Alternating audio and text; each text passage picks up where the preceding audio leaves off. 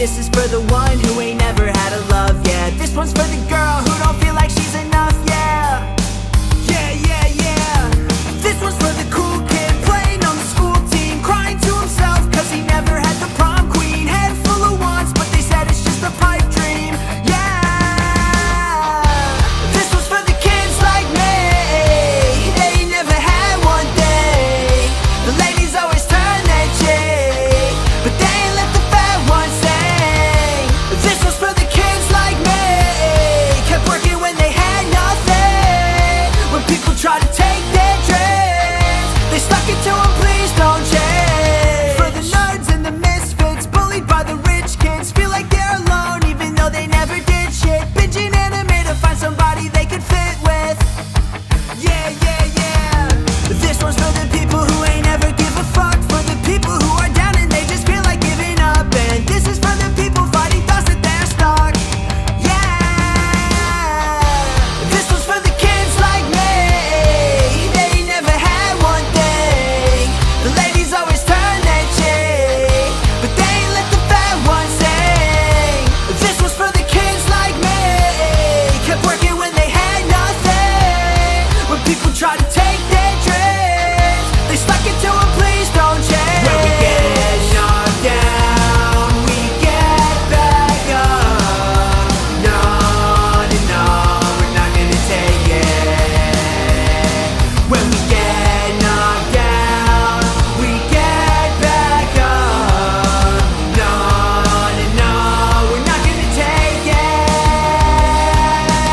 Get knocked down, you get back up. Nah, nah, nah, we're not gonna take it. Yeah. On everybody. Oh, here we are. What's going on, everybody? How are you doing out there? I just had to fix the title really quick. I have learned what is at the end of that song, but I will not divulge the information. Well, you suck. I just want to let you know I have forbidden knowledge. I need to find out now. No. By the way, if anyone wants to know, there is new Hack No Cap out. If he put out a single, it is a slower jam, but it is a good song. I recommend everyone go to wherever you find your music. Just go search Hack No Cap, and you will see his new song out there is named "Everybody Wants Someone." So that is something everyone should go check out. Well, hey, what's going on? It is the 21st of October. We are here. So, Dave, one thing I learned yesterday, we have to stop taking days off when the Jets play on primetime because they fucking suck. I don't even want to talk about him. We can talk about them. Real No, I actually don't want to talk about him. You like hurting me. You like hurting me all the time. Well, it hurts both of us, so. Why didn't Devontae Adams fix everything? I'm not talking about any of it. I'm not kidding. It was a joke. But yeah, no, we need to stop taking off because the Jets are on ever. Are we at the flexing period yet in the year? Should be. So hopefully the Jets get flexed out of every primetime game because they're terrible. But let's have some fun. Let's get into the little preamble. Number one, Epstein client list. It needs to be a thing. We need to make sure that we get it out there and that the people that perpetrated by raping and sexually assaulting young girls on an island for pleasure because they're rich and powerful, go the fuck down. They're awful people. And I don't care who's on that list. We need to find out where the client list and who is on there because that's incredibly important. Moms for Liberty, stand with them and help them out.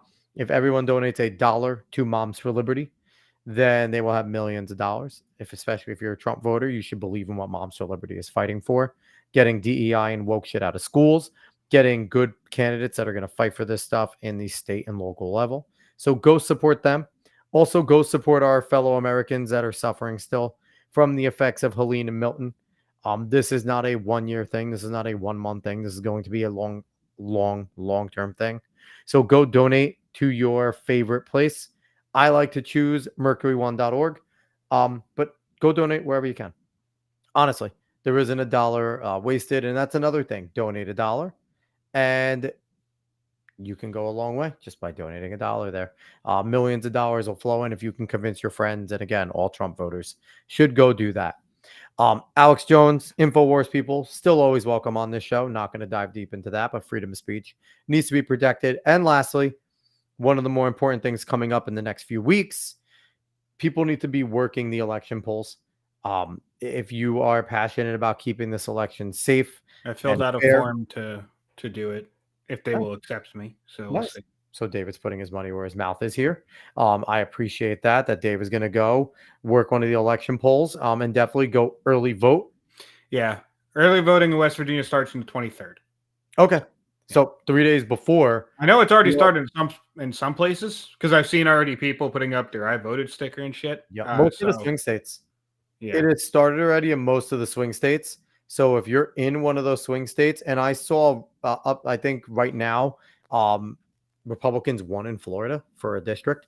They got 16,000 as opposed to 13,000 votes in. And that's, listen, if we can keep those numbers anywhere near equal for early voting, it should end up being a landslide because, conservatives, Republicans come out on election day, but don't leave it up to that. Mm-hmm. Make them have to sit there and not want the system anymore. Make it so that we come out here, we dominate early voting, dominate election day, and it's such a bad landslide that they gave people who go to work every fucking day multiple chances to go vote. And, an anomaly on election day won't affect it as much because we have buffered it and we put the work in beforehand. Make it so that Democrats go, we never actually wanted early voting.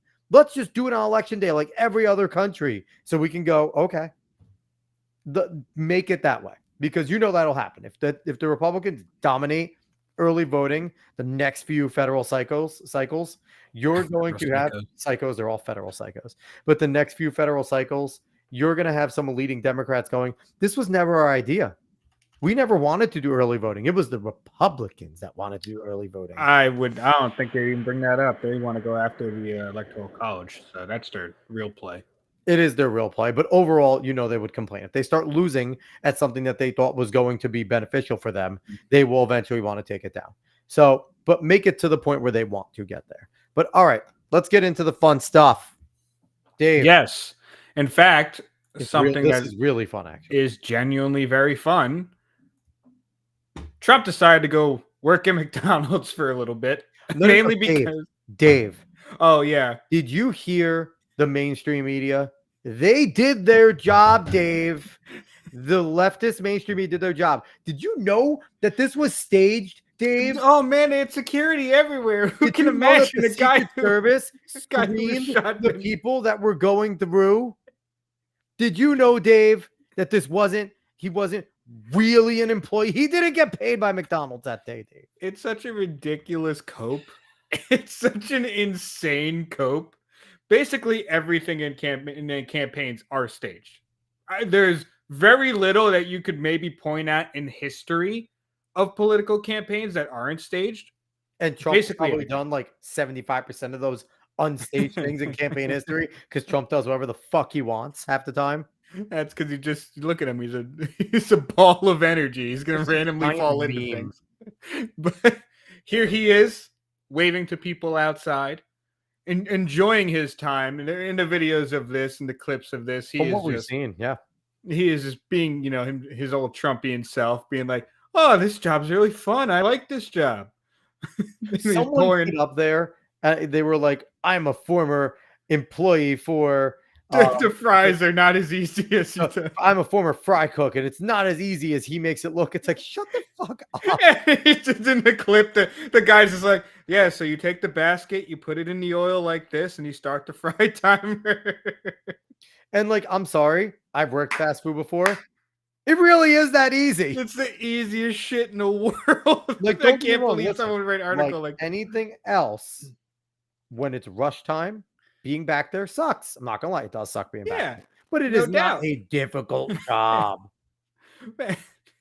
And him pouring the fries into the container, not touched by a human hand. Look at that. I'm gonna give him a little extra. Look at it falling out. It's so good. It was genuinely a really charming spot that he did there. He said he worked for 15 minutes at McDonald's, 15 more than Kamala. So this whole stunt was actually perfect. and I did want to bring up some memes. Well, the thing is, the leftists are mad at him because he's one of the only guys that could pull this off and not look fake while doing it. Yes. Like, he looked like he was genuinely having a grand old time, Yeah. being back there, rubbing elbows with the regular people. Mhm. Like, Well, and I watched Cobra Cast, which is Jeremy Prime from Geeks and Gamers. Yep. And he actually pulled up an old video. I can't remember what show it was from, but he's going in one of his hotels, and he's doing housekeeping job. Like, he asked this woman who's one of the housekeepers, she's like, okay, what do I do next? And she's like, make some vacuum, make some clean up the sink and stuff like that. Same kind of person too. Trump's the same exact person he was back then too, because while he's doing it, he's you're like, a lovely lady. This is such that, and he's like, oh, job. I really like this job. This job's fun. And he's just saying the same things he said in the fucking McDonald's video. It's He's surprising. such a meme. He is such a meme. But I could see him enjoying something like this. That's the thing. Like, I don't see this as being fake because I could see him literally, because he doesn't do this every day. This is novelty for him. Exactly. So for him, it's like, this is a novelty thing. Now, if you got to go back there and do it every day, you're probably not And like, this is a great you're not job. making money to get by. It's not fun. Yeah. But for someone who doesn't do it, and someone who doesn't need it, yeah. yes. But Hilarious. Babylon B put out a great article right here. Trump forced to cancel campaign rallies for next 2 weeks as time off request denied by McDonald's manager. Very good headline for that one. I love Babylon B. They're doing some great stuff there. They do great work. Running it over there is fantastic. Patriot J here. Just saw a photo of Donald Trump working at McDonald's. Yeah, he's winning this election. And this is actually one of the most iconic photos I've seen in a while. It looks like a painting. It actually, or AI art. The best part about it is overall, too, Donald Trump legitimately frequents McDonald's because he absolutely, it's funny too, because like he's probably more neurotic now, but he is so scared about being poisoned. Yes. So he wants to eat fast food because he can watch it get made in front of him. He knows that it's basically done right there. Remember, he got blasted for having the McDonald's buffet for the Clemson players after they won the national title. Which is nonsense because they all went in. And they loved it. They loved it. Because who doesn't like that? Well, yeah, exactly. Get to hang out in the White House at McDonald's. What the fuck? That's just such a random thing. It was a fucking stack of Big Macs. Like, who's mad at a stack of Big Macs? Exactly. Like, that's awesome. But this is a fantastic photo. This is the guy who's showing him how to do the McDonald's. The fries. And he's just handing the fries over. His manager's back there. He's like an actual worker right here. The apron's fantastic. Like I said, this is an art piece. Surprisingly enough, it's an art piece. I don't know how he keeps fucking doing it. And he's in this election. Trumpian faces over there. Yeah, Trumpian face handing it away, trying not to spill that one fry. Exactly. Hey, he took his job seriously. That's awesome. And finally, from Clown World, take notes, McDonald's workers. Someone said, Donald Trump gave me 7 nuggets in my 6-piece order. #blessed. So what can I say? Trump was a fantastic McDonald's employee during his time there. I think he proved what he needed to prove by going there. I mean, if he ends up losing, he always has a job at the McDonald's. Exactly. He already knows he earned a skill. He learned a skill while being there. So yes, that was lots of fun. Yeah, it was like I said, awesome spot. Really good marketing, especially because the only evidence Kamala has for working at McDonald's is that she said it on the campaign trail, and one of her friends said she did. That's it. There's nothing else. There's literally nothing else. So it's very easy to say, well, she's lying. Let me go do it. and make a fun out of it. And this is such a rare thing that we get a guy who's willing to do this 2 weeks before the election. Like, this is a stunt that most campaigns would be like, do not do this. This can go terribly wrong. If you look like a bumbling moron, then that's going to be the end. But Trump is this is what he does. He's an entertainer. He's a reality TV star. He can pull these things together and do it well and make it look fun. And from what I've heard, everyone that's met him, love him or hate him, they're charmed by him. There's a reason why he was able to sit there at the Al Smith dinner around a ton of enemies and people were laughing at his jokes. And he had a great set. He had a great set. The people who wrote great jokes, and he performed them fucking well. People are thinking it's Tony Hinchcliffe. Timing. They're thinking it was Tony Hinchcliffe that wrote that for him. It might have been. It was really, really good. Yeah, Hinchcliffe. Yeah. But like he's great timing though, because someone can write it for you. If you don't deliver it well, then it's just not going to hit as hard. He had His Jim delivery Gaffigan is laughing. fucking Jim great. Gaffigan hates him. He had Jim I know. And, Gaffigan laughing at some of his jokes. He had yes. Chuck smirking, Chuck Yes. Schumer Yes. smirking a few times, like you knew he wasn't gonna laugh. And Mm-hmm. the thing is, though, it's like he knows every single person in that room intimately from his time as a mogul. Yep. So, like when he's grabbing Chuck Schumer by the shoulders as he's fucking with him, Mm-hmm. that's nothing new. Mm-hmm. They've been doing these types of things and being at their same type of events for a long time. And I think that's the unique part about Donald Trump. He has a long-standing history with a lot of the people that hate him, a long-standing friendly history with a lot of the people that hate him now. Yep. So for him, he's just playing with house money. He doesn't care. Like he's just in there when he goes to those things. Especially after almost getting just your back of your head blown off. Now you're really playing with house money. Twice. Yeah. Twice. So you almost got shot twice. Head was really this close to being blown off the one time. Yeah, one time. So yeah, he's a fucking unicorn. Yeah, and I will say McDonald's actually put out a really great. It was internal. It leaked, but I'm almost certain that they wanted it to leak. The internal leak. Yeah, they put out a really good statement about it though. Yeah, because it wasn't their thing. Trump had it private and ready to do that kind of spot. And they're all in franchise, so it's like but McDonald's put it out. He's like, literally any politician could do this. We're not blue or red. We're golden. Great fucking line by McDonald's in that. And they basically just said, like, look, he did what he wanted to do. Like, we don't endorse anyone.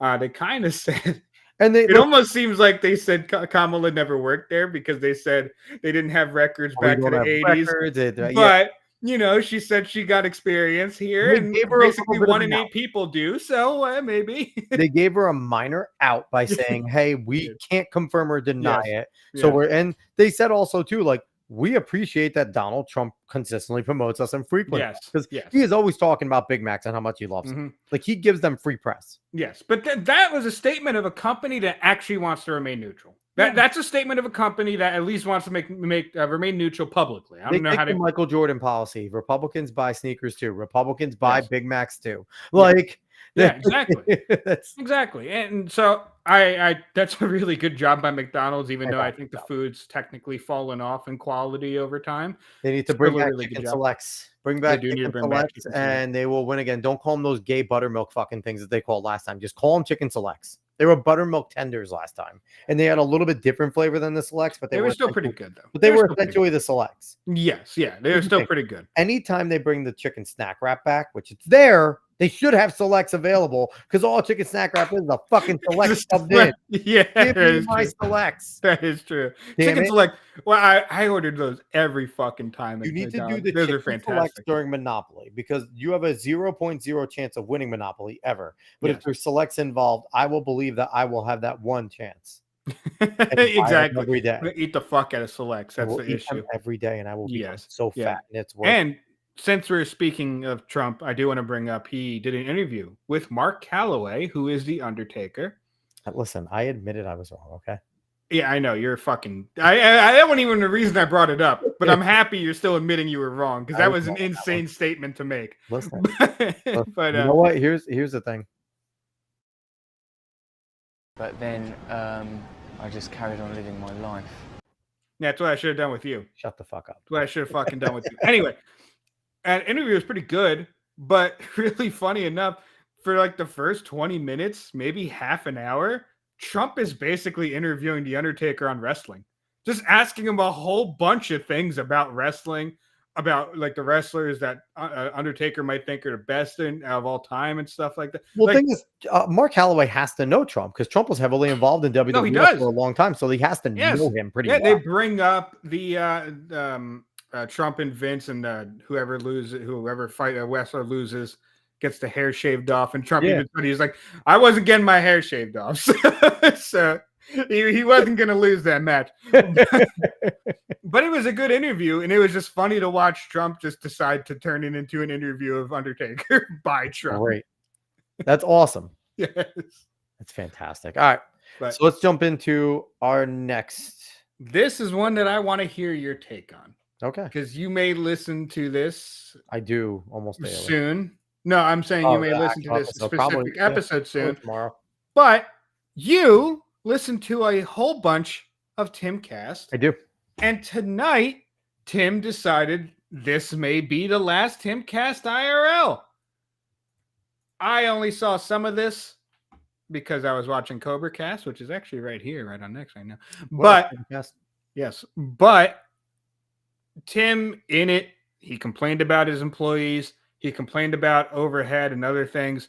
So he seemed kind of fucking over it, especially because he said he could do so many other things and make money off other things, even though I'm pretty sure he makes a damn good amount of money off of Tim. He's a millionaire off of Timcast. Exactly. But he also brought up he was a millionaire a bunch of times, and he doesn't exactly need Timcast IRL. Mm-hmm. I find it weird to do this now, like the election's right around the fucking corner. I don't know why you wouldn't wait till after the election. Jeremy brought up a good point where he's like, after the election, it's probably still going to be fucking nuts. But I still wouldn't see why you wouldn't take it to the election. You were kind of pretty fucking big in that manner. But it's just really weird. Dave Landau was the guest tonight. I really like Dave. Dave's awesome. Dave's awesome. I love talking to him. Would love Yeah, to friend of the show. Again. Yeah. But this one guy here, Dave probably didn't expect to be talking Tim off the edge tonight, which is hilarious. But I don't know. This might actually be the last Timcast if he's going to take this kind of emotion he has tonight and run it off. Or it could be a bit of a gimmick. It could be a gimmick. We just brought up wrestling, and it could be a bit of a work here. What do you think, Alex? I'm letting you have the floor. That's why I spoke so much there, because I want you to let everything out about what the fuck you think this is. Quickly, I just want to acknowledge, Nate. Yes. Better here. The show is better when you're here, Nate. So happy that you joined us. Coach doing the Raw recap. I understand. I don't blame you for going to watch Coach. Real quick, Alex. Intercontinental title switch hands again. Braun won it back from Jey Uso. So smart. So make titles relevant again. Yeah. And Tim was being kind of a bitch. I do have to give it a listen. So here's the thing. He like, especially the way he was complaining about some things. It was just like, because I get it. I do get it. Like, there is probably a lot of moving parts, and if people are not doing what they're supposed to do, it can be annoying. But it's just like, man, if I could just do that on the internet all the time, I can't see myself complaining very much. Here's the thing. Go ahead. If you listen to Tim, Tim's a fucking whiner. Yes. Tim is a fucking whiner. He always has been. He's good at what he does. But here's the thing. Nobody, and don't get me wrong, I like the show better when Tim's involved because Tim is obviously the catalyst. He moves the needle. But Timcast was ultimately successful and stays ultimately successful because of the individuals he surrounds himself with. He has really good people. Sheamus has been back for a while. Sheamus of Freedom Tunes. He had Luke Rutkowski for the longest time was there. Ian Crosland. Adam Krigler before all of them. Well, yeah. Before all that, he had Adam, and it was. That was actually when I don't really watch, not because I don't like Tim or anything. I just fell off. I fall off shows all the fucking time. Yeah, you're back. But I used to watch it, listen a whole bunch when Adam was on. Anyway, go ahead. And Adam, and the thing is, Tim has been really good about building those relationships and surrounding themselves with really good personalities. And the value of Timcast always was, Tim is more of a Bernie bro, still is in a lot of his views. And he's not shying away from that. Well, you have Sheamus, who is a hardcore Catholic conservative. Luke Rutkowski is a legitimate anarcho-libertarian. And then you have Ian Crosland, who is just a fucking existential being. Like, you had that group there, and then they would bring in certain guests, and other people would jump in. Shane Castman has been a fucking fantastic addition to that group. Hannah Claire is, she's fine with a lot of her things. She's kind of your regular conservative. A lot of Eliyahu is pretty good over there. So the thing is, people, I don't think, watch Timcast for Tim Pool.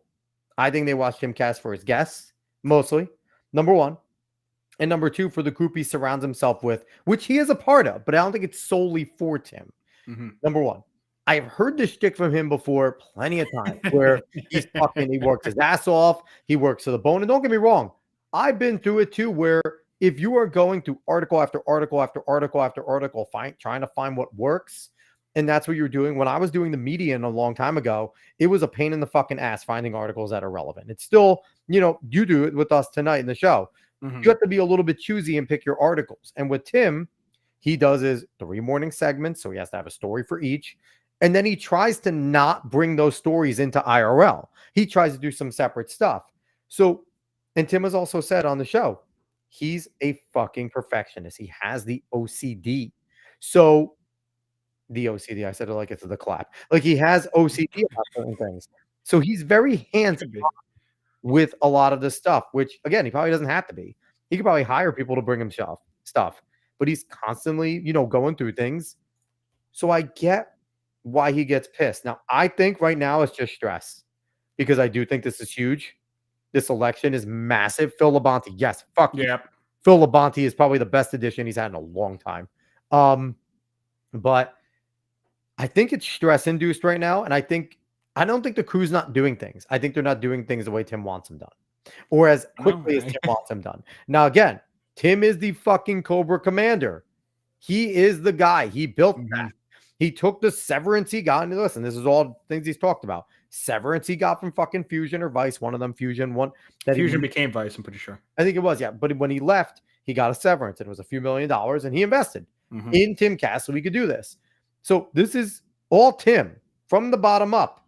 And then again, he had Kriggs with him, and then it grew into the panel, and it wasn't just them. And it's become what it's become. And it is arguably one of the crossroads shows. If you want to break into right media and truly jump in, there are a few crossword, what am I saying? Not crossword. Intersecting shows, pipeline shows, crossroad, I guess, crossroad shows, pipeline, like main shows that you want to get on, and Timcast is one of them, right? Yeah. You want to be on that. Timcast, Glenn Beck, Ben Shapiro interviews you, some of these things. If you go on Jesse Kelly, I'm right. Like, there's certain shows that you get on, you're pretty good. That people are going to know the fuck you are in that space. Timcast is definitely one of those shows.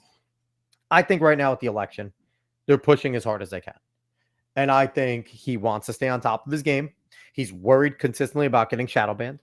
And I think there's a lot riding on this election for Tim specifically because of how much of a zealot supporter he's been of Trump since probably 2020. He wasn't a supporter of Trump in 2016. He wasn't a fan of his. He did not want to vote for him. He begrudgingly, he didn't vote in 2016. Yeah, no, I know that. I was trying to think if he was on the DeSantis train before he was jumping back to Trump. Yeah, he was. Once this cycle started, he was DeSantis until Team DeSantis attacked him for no reason. Online. Yes. He said one thing about like how the campaign did something wrong, and it's the fucking people went nuts on him, and he's like, well, you can all fuck off, back to Trump. And he'll say it today. He still prefers DeSantis as a candidate overall, but he has a lot riding on this. If for whatever reason Trump doesn't win, for all intents and purposes, Timcast is off the air. They're going to take him out. His voice is too big. They are really going to suppress his numbers. And that's going to happen. He'll still have big numbers, but it won't be, he'll have to lay people off. That company won't be as big as it will be. He'll be able to survive. Tim Pool's going to be fine, but it won't have the operation he has, the influence that he has. I think it's stress. It's not the last Timcast. Want to know why it's not the last Timcast? It has less to do with Tim and more to do with the fact of, I don't think he's going to fire all these people that he asked to relocate to West Virginia, because you have to relocate and go there to work for him. It's like if you go work for Blaze Media and Glenn Beck, you got to go to Texas. They want you there. I don't know Tim Pool. Never met him. He does not seem like that type of a dick. He seems like a guy that's very wants things his way and probably could be a fucking bitch about it when it's not. But I don't think he's a scumbag to the sense where he will just take his ball and go home and fuck everybody else. If this is going to end, I think it will be a trickle-down process. I think we will watch the decline, and it will be gradually and then all at once, right? I just think it's stress-induced. I think this breakdown was stress-induced. And it happens a lot when Ian's around, because Ian brings that out in him. Tim is never more emotional than when he's fucking screaming at Ian. Ian gets to him in ways that nobody else can. So that's what I think. I just think he's frustrated by things going on. I think he's stressed, but I do not think it's the last Timcast. I think he might take a break. I think we might see Hannah Claire for the rest of the week. That's the thing. I just don't understand, because like this is not good. This is not good. Maybe it's because in my mind it's coming off the heels of the very notable Rich from Review Tech fucking threatening to quit all the goddamn time. Yeah. So it's a very lolcow maneuver to me. Very much. So if it's coming off that, I'm just like, this isn't a good look at all. I would understand if he's like, okay, I need to step away because like I just do too much shit, and just saying like, look, I feel like I'm doing too much right now as the head of this operation. And he says it all the time. He thinks he does too much. Yes. So it would make more sense if he just stepped away for a bit and then he decided that. To just label this may be the last one. I don't think Dave Landau thought he was walking into this. So it's just like a weird situation. Here's the thing. As much as I don't think it's an act, I do think it becomes an act. I think initially Tim was fucking pissed. Mm-hmm. And Tim legitimately, you could see he's an emotional guy. Mm-hmm. He's always, you see it, he's emotional. When he argues with the guests, he fucking can get emotional. I think it started off as he was pissed. He was venting. And then I think he saw, because he's not an idiot, we can get some clicks on this. Yeah. And I don't think he's a grifter per se, but I do think he's savvy. And I do think, I mean, this hurts him either way. Whether it was a work from the beginning, whether it becomes one, whether if he like meant it, either way, this hurts him because people are part of his audience is probably like, we fucking come here to listen to this shit, especially election time. Like this is big for them. Mm-hmm. This is they want the news that they like. If you are a Tim Pool frequented fan, you know this comes every once in a while. Yes, and but I do think there is a point where you're just like, well, why the fuck am I going to listen if he's going to bitch like this right now? You want to know why? Because in a few days he might have Harmeet Dillon on, or he might have Don Jr. on. You come there less for Tim and more for the guests, and that's the thing. You come there for the panel. You come there for the guests. And like I said, he's been able to surround himself with a lot of good individuals. And that's the thing. It's not going to be the last Timcast. It's not. Now, he's sound fried out. They're throwing things at the wall. And he's been pissed. The brick and mortar coffee shop has been fucking delayed for almost a year. I'm not going to lie, dog. Everyone jumping on fucking coffee during that whole era was so goddamn annoying. I was tired of that shit. Agreed. All I see are coffee ads everywhere, and I don't drink coffee, so it's even more annoying. But the difference is, though, at least he's trying to make a brick and mortar location and do like a cafe. Like that's what he wants to do. Now it's been held up because he's done it in a historical building. Mm-hmm. But I think I don't think Tim trusts anybody enough to let it go. I think he had that trust with Krigler. And I think with that falling out maybe fucking scarred him for how he runs things. So while I think like he obviously Hannah Claire calls herself an official co-host now. I think she does have that moxie of that she is. I would like to see if there's going to be a last one. Bring Adam on. Fucking hash it out. Squash the beef so you can argue maybe a week later on social media. But I would like for the show, bring him on for one last show. Squash the fucking beef.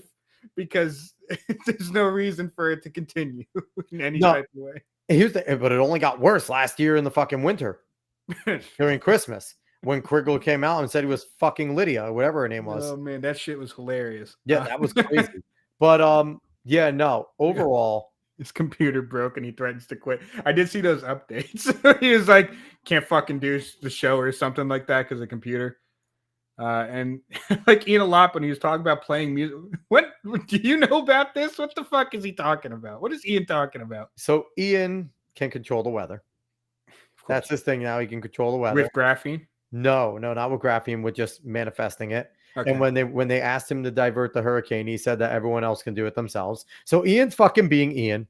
I don't know. Obviously today he probably said something that he like was playing music and was channeling it to the hurricane victims. I guarantee that's what Ian said. He was fucking channeling it. Ian didn't drive to North Carolina. Okay, everybody. Ian did not go out there. But I don't think this is the last Timcast. Again, if it will be, it'll be after the election. Because I do think Tim understands, like you said, Dave, his guests, his audience look for him to give them something about elections. And he's grown such a big audience. He's the most popular primetime YouTube show every night. Live show. Yeah. Every night. Not one of them. Yeah.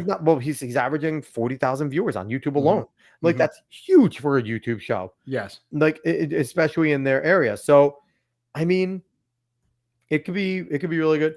He was talking about going down and helping clean up and play music for the victims. I mean, if he's cleaning up, I guess fine. Ian's a strange cat. Yeah. But that's why I love. Here's the thing with Interesting Ian. individual. If you're a conservative and you're going to Timcast, when you first hear Ian, you're like this fucking hippie dippy loser motherfucker. And then you hear him and Ian grows on you and he quickly becomes your favorite person on the show. Just because he is so out there and he repeats the same shit over and over that you start to believe it. Like I believe graphene could save the world because of it. Jesus fucking Christ. I'm on it. Okay. Graphene could do anything. I want to fucking eat graphene. It'll make me super person. I want to. It's like coal products everywhere now. Products. But yeah, but no, overall, I don't think it's the last Timcast. I think he was just pissed. I think he was venting. We've heard this before. He vents all the time. Tim could definitely be a little bit of a bitch. But overall, what he's built and what he does is a very net positive. For the right in a lot of ways that he exposes a lot of people on the right to different viewpoints. Because like I said, he's not a full-on conservative. He's very much not a conservative at all. If the Democrats ever fix their shit, Tim will start voting Democrat. Yeah. I'm not even kidding. And Ian's not on the right. He surrounds himself with more people on the right because they're not fucking psychos and they accept him and they're cool with that. That's why he's doing what he does. If there's ever stuff on the left that starts to get back to being normal, Tim will start voting both ways. So I think that there is a net positive there for a lot of reasons. And this isn't the last episode. Tim's just whining. Yeah, I can 100% see that. I can see that. Yep. So right, let's have some fun. We're going to move on to something much more fun, to be quite honest with you. Yes. Replaying the top 10 most popular arcade games. I don't know why it's called replaying. I guess that's just for the headline. But here are the top 10 most popular and I believe most profitable as well arcade games of all time. And this isn't necessarily the best. This isn't, you can say like you think you have one better, you like one better. This is just the most popular and most profitable. So there's a difference. This is an interesting question. I haven't been following it, but unless there was a development, it seems to all be falling on Lauren and her husband. Because they're the ones that were the head of it, and they didn't tell anyone else about where the fuck they were getting the money. Now, like I said, I haven't followed it very much. I'm pretty sure AJW, Actual Justice Warrior, has done videos on this, and I trust his input on a lot of things. But yeah, I think that I don't know. Like I said, unless there is another development on it, I don't know what the fuck's going on. I don't think that's it, honestly. Because like Alex said, Tim has been a whiny bitch before, so I don't know if it's that. And we appreciate the comment, Mosin. Yes. But Tim also said the other night, the super chatter asked him if, because I guess Culture War is not on the Tenet Media page at all anymore. So the Tenet Media page, I don't think it has like anything on but here the anymore. updates aren't coming, so they were asking where they can find them. And Tim said, Culture War is still mine. I started that. So we will continue. We're going to continue to update it on our own and do it our own way. But it's also, I don't, Tim can't be held accountable because Tim actually, unless proven that he was in on it and taking money from it, from what we know, the only thing for those influencers, content creators that were involved that had stuff on Tenet, I'm pretty sure all of them actually owned their stuff. Tenet was just like the intermediary. Yeah, intermediary. Whatever. It was just a symbiotic situation where we get some, and you could call them retarded for not knowing where money was coming from. Like I said, I don't know enough.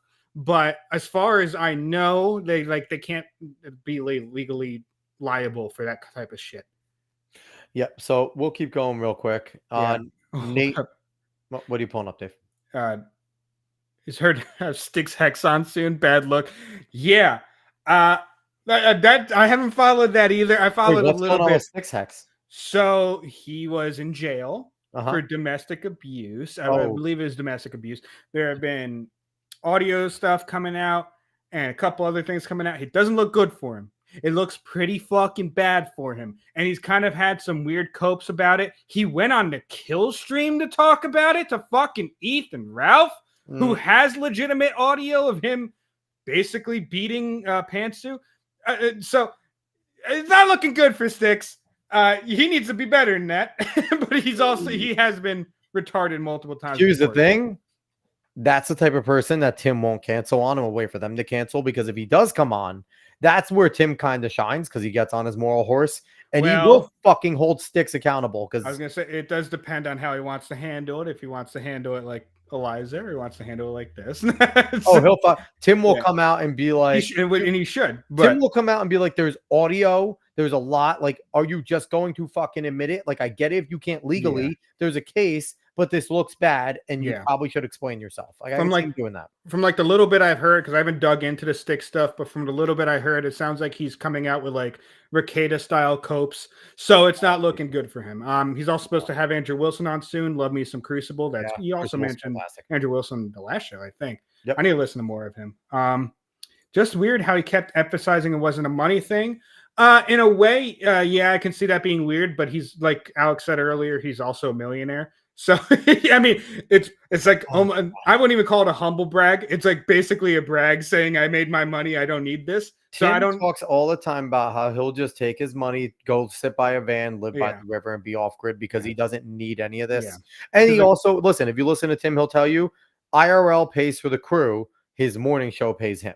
He's a millionaire off his morning shows. He's not a millionaire off of IRL. IRL is just to make sure all the operations that he's trying to do. No, again, this is me taking Tim at his word.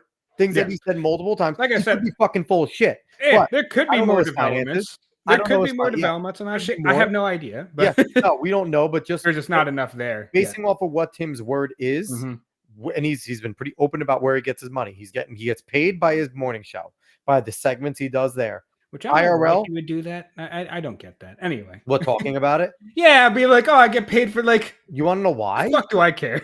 Because he wants people to go from IRL to there. To the morning show. Yes. wants eyes on the morning Yes, show as but well, it's because it's he's just telling people annoying to me. it is. Listen, that's Tim. Listen, you take Tim Pool, you Yes, get the Sticks. good and you get the bad. Sticks. All his exes are coming out confirming he's physically abusive. I mean, listen, I don't take into account all my exes type of thing. Yes, because he's a dark 110%. pile. It's just I don't know the way Sticks has been going about it. You know, when you fucking don't handle shit well, it's gonna make you look even worse. And like I said, there was audio coming out. I think I don't know. I would have to show you this. We're not gonna do it here, mainly because I don't know where to look. I think all the problem with the way people handle things, especially influencers that are kind of public facing, you start getting advice from everyone on how to do it, Well, and then you pick it, and you hope you pick the right one, and usually you don't. Yeah. So. Thank you. Yeah, Andrew's TikTok invasions. I'd have to go check those out. I don't do TikTok, but I might go on YouTube to look at the TikTok. Yeah, I don't do TikTok. They might be. They might be on YouTube. I don't know. The only time I go on TikTok is to support Hack No Cap. Let's be honest. He was getting paid an eyebrow raising son for the rights to the Culture War show, which had a fraction of the live viewers of IRL. An eyebrow raising sum. Okay. Yeah. Here's the thing. Mosin, these are all legitimate points. I'm not saying that you're wrong, but if you're someone like Tennant, you are going to overpay, because out of that group, Tim Pool was probably the biggest name. There were some huge names in Tennant, don't get me wrong. They came together, but the Culture War was a new venture that they were going to be able to use as their flagship if none of whatever got found out. Here's the thing. There could be some real shady shit going on, and this might be Tim's exact reason to try and get the fuck out. This gave him a reason. He's pissed. He's gone. Okay. That might be the reason. He might need to get out for something going on. I don't want to speculate. It can seem fishy, but at the same time, this isn't. If this was out of Tim Pool's way that he acts, then I would say, yeah, this is fishy. Tim Pool's gone on these bitch hits before. If you're a frequent listener, which I have been listening to him now, God, when did you turn me on to him, Dave? I don't fucking know, dude. It's been years. It's years. Sure. It's been years that I've been listening to Timcast now. He goes on these occasional bitch fits. I've been catching up, by the way, mainly from the clips on YouTube. I need to go on Kick and listen to the shows. I'm sorry, keep going. Nope. Yep. So he gets into that way. So it's not surprising. Yeah. Tim getting a large sum is not as weird as Lauren Southern getting a large sum. Agreed. Lauren does have skill as a documentarian, though. So if you're looking for someone to pull in a good number, her documentaries are successful. I never cared about her. I never cared about her either, but I just heard her name getting thrown around all the time. And she does drink really high-end alcohol out of a paper cup, and she fucking drives Tim crazy on the show. Does she? Every I si- don't fucking know. she finds his most expensive bottle and puts it in a paper fucking cup, and it makes him go crazy. I legitimately don't know if I've watched or listened to anything with her actually on it. Only reason I've ever seen plausible. No, sorry, I was reading the super chat. Yeah. A sad chat over here, not a super chat. We don't make money. The only reason that that I've ever heard Lauren Southern is when she was on. I think she was on Glenn at least once or twice, and Tim had her on a good amount in the beginning. So yeah, there you go. So she Mosin says plausible deniability. That's the tinfoil hat perspective. I love it. Always have the tinfoil hat perspective. It usually is right. It's no issue tethering these things together. I just don't want to jump on it unless there's like full evidence there. Like Alex said, he bitches all the time. He annoys a piss. He annoys the piss out of me. Started in 20. So again, Mosin. So these are things that he normally does. When he gets overwhelmed, he goes fucking crazy. If something goes wrong, you could see he has OCD. And he's doing so much more that I don't know if he can handle, and he's trying to do it all on his own. He's not just doing the show. He has the fucking coffee shop going. They go on the road. He's been asked more, and he's talked about this. These are all things he bitches about. He's been asked more to go out and do more in the elections and talk, which again, he says he's not really a public speaker. So I don't know if that's adding to his stress that he's had to go and talk at some election things. Like, again, this job, if this ever became our job, it shouldn't be stressful. But when you're now adding employees, when you're now doing multiple things, I can understand how it becomes stressful if you make it that way. So I just think he's blowing off steam. If we find out that it's some shiesty shit and he's trying to get out ahead of it, it's maybe. Really dumb though, because like he sounds like all the people that people complain about, where it's just like, you have a fucking dream job, my boy. Yeah. What are you complaining about? And you know what? And the thing is too, it's like he wants to grow it. And I think he talks about the Daily Wire and what they do all the time. And I think Tim wants to become the Daily Wire at some point, doing his own thing. I don't think he wants to do what they do, but he wants to sit there and be the company that, okay, we just want to go throw $25 million at a movie. Let's do it. Like Daily Wire can absorb, if $25 million, if it's bad, they can absorb it. They are a $1 billion company, right? I think Tim wants to get there. And I think Tim is working hard to get there. But I also think the Daily Wire is different, because you have people there that work together. You have a core group of guys. You're Ben Shapiro, you're Spencer Clavin. I forget the other fucking guy. Jeremy Boring. Is that his name? Yeah. Jeremy Boring's the owner. Jeremy Boring's the owner, bro. So is Ben. Him and Ben are the co-owners together. Yeah. But they also have a Michael Knowles. Michael Knowles, Matt Walsh. That core group has been together almost since the beginning. They probably added a little bit. They have the shirt pocket investment money. Exactly. And whenever I think of them, I think of like shirt pockets, glasses, weird smells. I don't know. It's a weird kind of conservative. And I will say, Tim thinks they are the stodgy conservatives. That is the best way to put them. And it's one of those things where I think he wants to be them. But the difference is, obviously, Jeremy and Ben have trusted each other, and they've not always done the things that they wanted to do. But they've trusted that core group of guys to do the right thing. And, they brought on Candace, and they told Candace to fuck off. And then pretty much in lockstep, they all basically said, she can fuck right off. We are the Daily Wire. She did not want to do what we wanted to do here. If she wasn't a part of it, bye. And Tim, I don't know if Tim trusts his core group as much as they trusted each other. He does. He obviously does. And you can the way he complained about it, I don't listen. But the way I heard him complaining about it, I'll hear it. I was just like, Jesus fucking Christ, hire like Nate says here, sack up and hire better. Like, Jesus Christ, man. Or legitimately hire them. Because the difference is, Sheamus was always Freedom Tunes as well. Yes. Sheamus was basically a contractor. He would come in and do what he wants. Luke, same thing. I think he did hire Luke for a little, but Luke always had We Are Change as well. They were friends from the Occupy days. Ian is a legitimate employee, but he is very laissez-faire. You could see Tim as an owner. He lets Ian go do whatever the fuck he wants, which is great if you're Ian. But if you're looking for reliability, that's not great. You know what I mean? And, you have these people. Phil is not an employee of his. Phil is there, but Phil comes when he wants, and he's invited, and that's the thing. If Tim wanted to do this, then he needs to hire a core. I think he's trying to. I think Hannah Claire is part of that core. I think Shane Cashman, Alada Eliyahu is part of that little core that he's trying to keep there, and they are frequently on. Now, Shane is also a brilliant journalist. Shane has Tales of the Inverted World. Shane can leave whatever the fuck he wants and be successful. Shane doesn't need Timcast or Scanner. Shane can go to another publication. They will hire him in a heartbeat. He's one of the best journalists in conservatism right now. But I think Tim's trying to do that, but it's stressful and it's hard because he has to let part of it go. And I'll tell you this, from just doing shows like this with me, Dave comes in, he helps find a ton of stories. Dave, do I let you do most of anything outside of that? Yeah. Not really. I'll let you do shit. I design the graphics. I do everything else basically. Like, so I do want to say real quick because I had this pulled up. I think it's a pipe dream, but I would like to see it happen. Yeah, maybe. But here's the bottom line. Like, I understand. Even in my own little castle here, I run a lot of shit.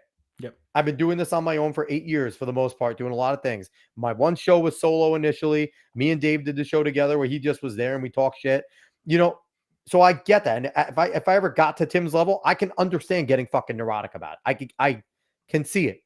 But at the same time, I'd probably make Dave do shit.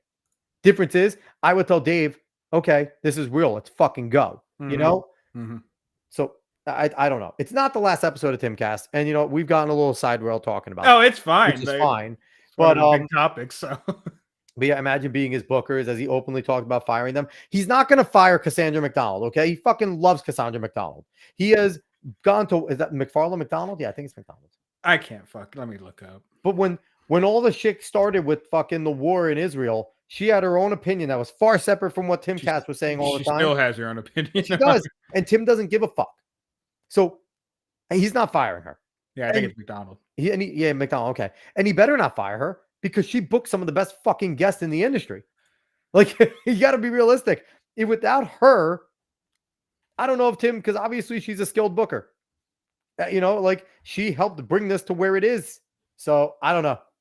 We'll see what goes on. I don't think Tim's gone.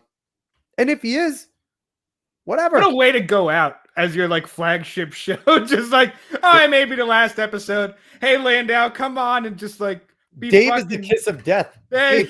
Dave, we're never coming on this fucking show. You'll end our show. I mean, it's the perfect set for him though, because Landau really jives off of like slightly depressive shit. Could you imagine the next normal world? Shit. He's able to make it funny. Oh, next normal world with him and Quarter Black, like Quarter Black's gonna be like, the fuck did you do? Oh my god. But yeah, so we'll see what goes on there. We'll definitely keep track of that. Like Dave said, I'm a fan. I listen to it like the day after every time because we're number one, we're here most nights. Mm-hmm. And number two, it's just I'm listening. I have like 4 shows that I kind of tap every day. And that happens to be the last one every day. So it goes on the next day. So, but all right, do you want to jump back into our comments here? Hey guys, thanks for the comments. Nate, Wilson, we appreciate it. Anytime. We appreciate getting the conversation going. These are smaller topics, so you can fuck us off these anytime, honestly. Yeah. We can run through these quickly because I'm kind of tired of having this up. Yep. So the first one is Space Invaders. Not a surprise, 360,000 cabinets sold. Revenue by 1982 is $2.7 billion. Wow. Inflation adjusted, $8.8 billion, which is. Could you imagine having to count all those fucking quarters? Those are all quarters. I don't think you actually counted them. I'm pretty sure they actually had coins. Could you imagine the fucking robot that had to count it? It took a long time. Yeah, the robot probably stressed. It was probably stressed. Broke a few times. You saw like the really big bag of quarters, and then you saw some bead of fucking sweat coming off that robot. It's motor oil. Yeah, exactly. Next is Pac-Man from Namco. Not 400,000 cabinets sold. Nice. 3.5 billion by 1990. 8.4 billion when adjusted for inflation, so still down from Space Invaders. But goddamn, Pac-Man, that's insane.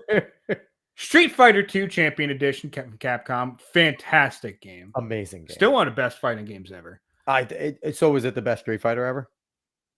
Yeah, I would think so. I don't think there's a Street Fighter that really comes up to it. To be completely honest with you. I haven't played 6, but I don't think 6 comes close to it. I can just say that right now. They're really good, though. Yeah. The 2 is really good. All right, so let's see what we got here. 200,000 cabinets sold combined for both Street Fighter 2 and the Champion Edition. Yep. Estimated 2.3 billion by 1995. Fantastic number.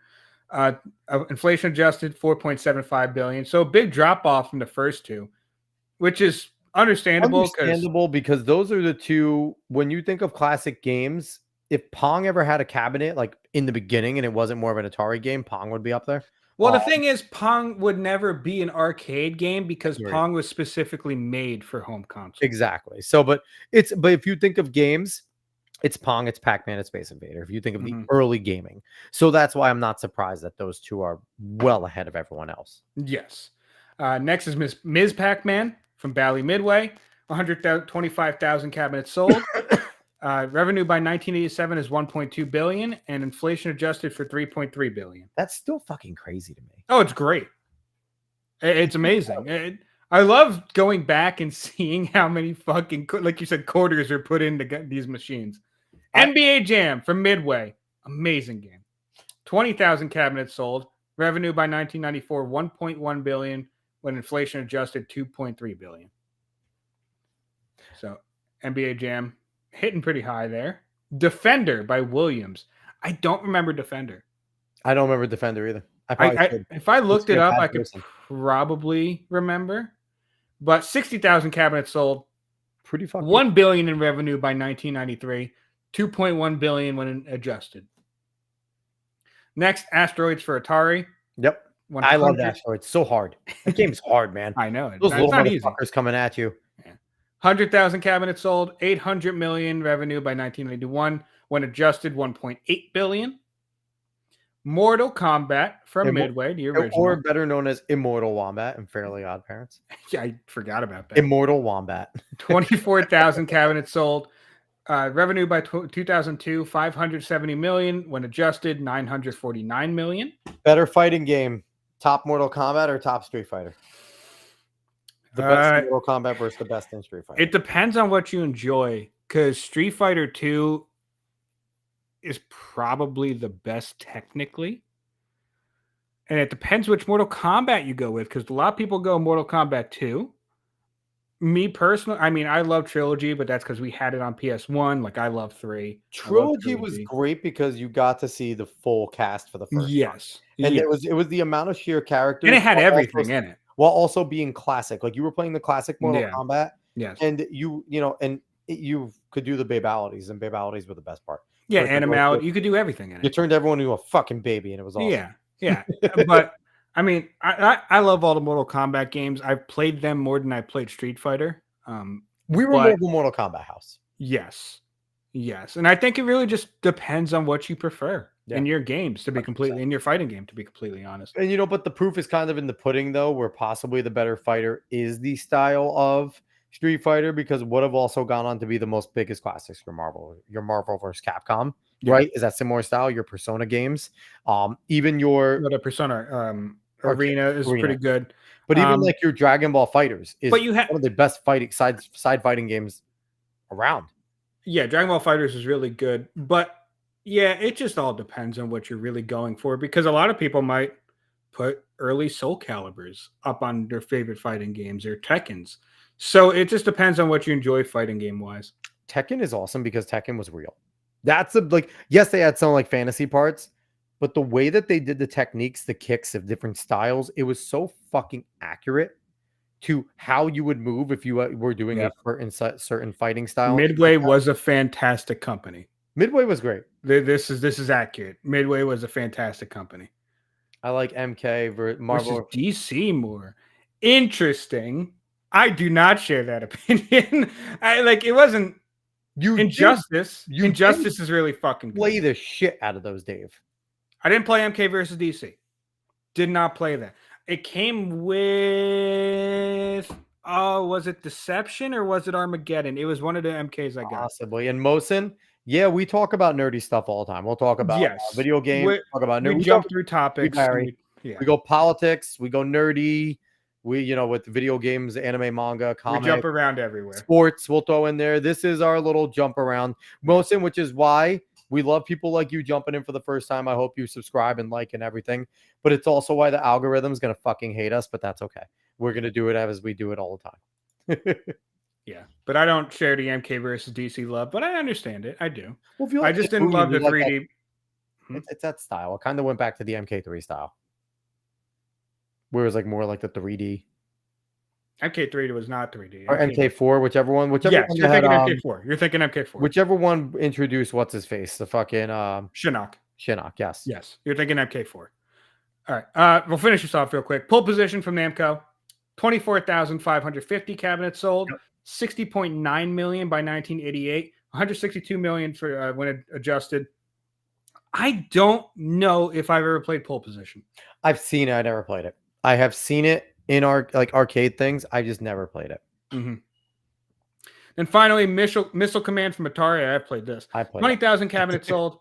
36.8 million from 1991. 85 million when adjusted for inflation. It is funny to watch that drop off. Yeah, and it gets steeper as it goes down too. Like, Yes. with like the more popular, like from Mortal Kombat, even from like there's a few there that just kind of they just completely and totally drop off. But it's also not surprising that we have such popularity in video games. That was the precursor to it. People were willing to stand there for hours on these cabinets playing, and people putting a quarter down because they're necks and things like that. Like it was such a popular thing that when it got brought into the home space, it went through some of its bumps and things like that because it wasn't a perfect translation. Well, it had all the different fucking consoles in for home console, all these different types of things. There's the Commodore, the Commodore, was the PC, Commodore 64. No. Fuck, I'm trying to think. But there's like PC consoles as well with the Atari and shit like that. Yes. So home consoles, especially coming from the arcade, it's such a weird history to watch unfold. If you like look at any of that stuff, I know a lot of it because of Angry Video Game Nerd. I was a huge fan of him. Had great episodes on old consoles and stuff like that. Yes. So, but it's gaming history is wild. And that's why I like going over some of it sometimes, especially because I wish I could have been around during arcade days. Those seemed like amazing times. And honestly, like, I was around during the arcades in movie theaters, and that's where we played arcades because they had a bunch of cabinets in the theater. Mm-hmm. I remember specifically when AMC was Sony theaters before it was the AMC. Gauntlet was amazing. Mm-hmm. But AMC, before it was there when it was Sony had a whole bunch of cabinets in there, and it had the Mortal Kombat, it had a little racing one, and they would shift them out every once in a while. I'm pretty sure Pac-Man was there, and you would go and you would sit there and you would go with your friends about an hour early before the movie. I think I specifically remember a Terminator game I played. Terminator game was there, yes, and you would go about an hour before the movie, and you would go play, and then you'd go watch your movie, and then you'd play some more while you're waiting for your parents to come pick you up. That was always how it was, and it was awesome. That's awesome.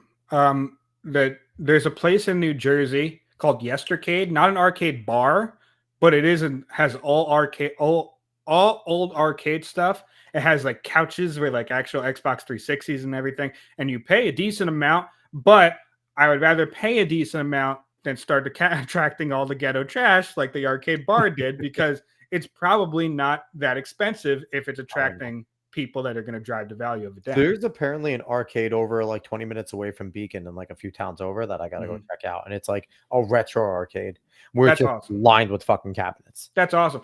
Yeah. I believe who was I with? We went to Yestercade and we just played a whole bunch of GoldenEye. Ooh, which I will sit there and I'll go into there. And if I like it, I'll mention it to Craig, because I know Craig and Side Scrollers want to do their arcade tour. Yes. 110%. Bring them over to Beacon. Yes.